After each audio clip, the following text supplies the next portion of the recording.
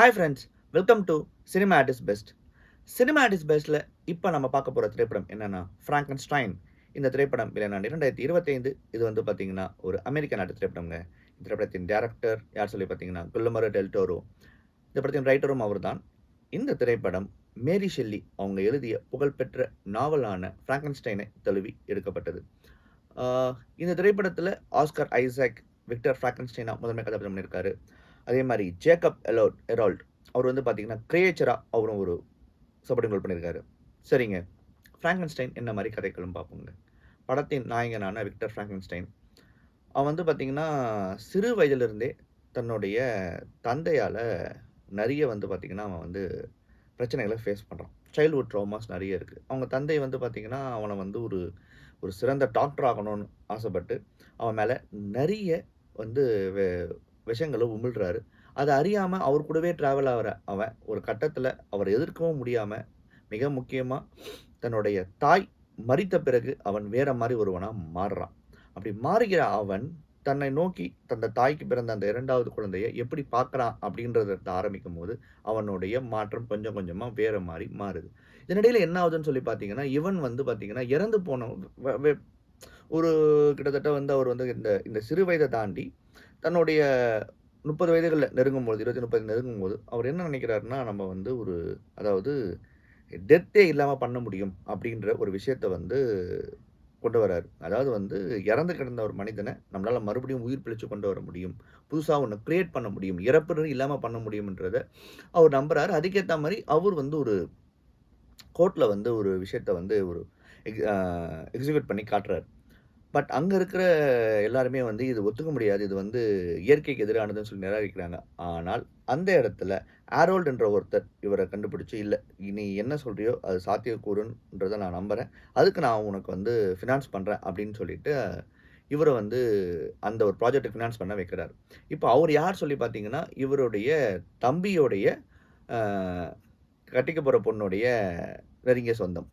இப்ப இதனிடையில என்ன ஆகுதுன்னு சொல்லி பார்த்தீங்கன்னா, விக்டர் ஃபிராங்கன்ஸ்டைன் வந்து இந்த அவரு வந்து ஒரு ஒரு புதிய ஒரு மனிதன உருவாக்க முற்படுறார். மனிதனா, மிருகமா, இல்ல மான்ஸ்டரான்றது 2ஆம் பட்சம். ஒரு புதிய உயிரினத்த உருவாக்க முற்படுறார். அதாவது இல்லாம ஆக்கலாம். சாவுலருந்து ஒருத்தன நம்ம வந்து மறுபடியும் வந்து கொண்டு வரலாம் உயிர் பெற்று.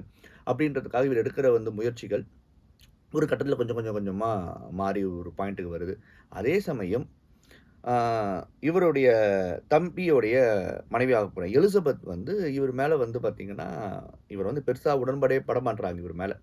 "நீ வந்து சும்மா இது" அப்படின்ற மாரி, "நீ வந்து ஏமாத்துக்காரன் ஆர் எல்ஸ் நீ உனக்கு என்ன தோணுதோ அதான் செய்ற. ஒரு செவனிஸ்ட் நீ" அப்படின்றவர் பண்ணும்போது, இவருக்கு அவங்க மேல வந்து ஒரு பாயிண்ட்ல வந்து காதல் வயப்படுது. ஸோ இது ஒரு பாயிண்ட்ல போயிட்டுருக்கு. இவங்கள உருவாக்கவும் ஆக்குறாரு. அந்த ஒரு புதிய ஒரு மனிதன, மான்ஸ்டர் எனிதிங். ஒரு பாயிண்ட்ல இவரு நெனச்சது சாத்தியப்படுது.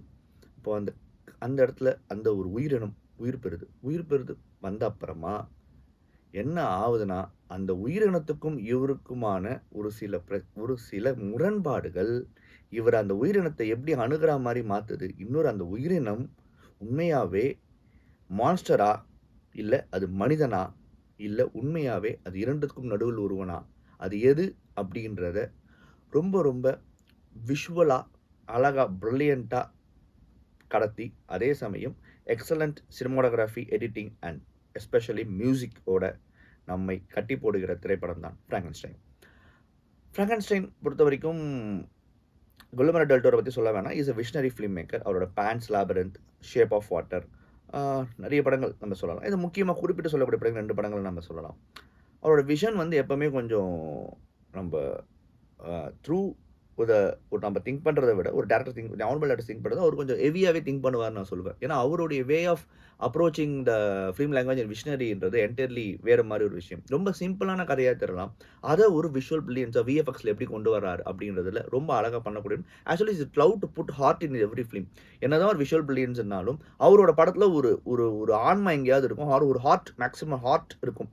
ஆ ஒரு இதயத்த கொண்டு வந்து சேர்க்கக்கூடிய ஒரு இதயபூர்வமான ஒரு சினிமாவா முடிக்கணும்னு நினைக்கக்கூடியவர். அவரோட படங்கள் எப்பவுமே. ஆர் எல்ஸ் அவரோட ஸ்க்ரீன் பிளே அந்த பேட்டர்ன்ல தான் இருக்கும். இந்த திரைப்படமே அத தான் செய்கிறது. அதை வந்து ரொம்ப அழகாவே செஞ்சா மாரி நான் சொல்றேன். ஏன்னா படம் பார்க்குற நமக்கு படத்தின் முதல் பாதி கிட்டத்தட்ட 2 1/4 மணி நேரம் போகக்கூடிய இந்த படத்துல முதல் பாதி ஒரு ஃபர்ஸ்ட் ஹாஃப் வந்து முழுக்க முழுக்க விக்டர் ஃபிராங்கன்ஸ்டீனோட பாயிண்ட் ஆஃப் வியூலேருந்து ஸ்டோரி சொல்ற விதம்.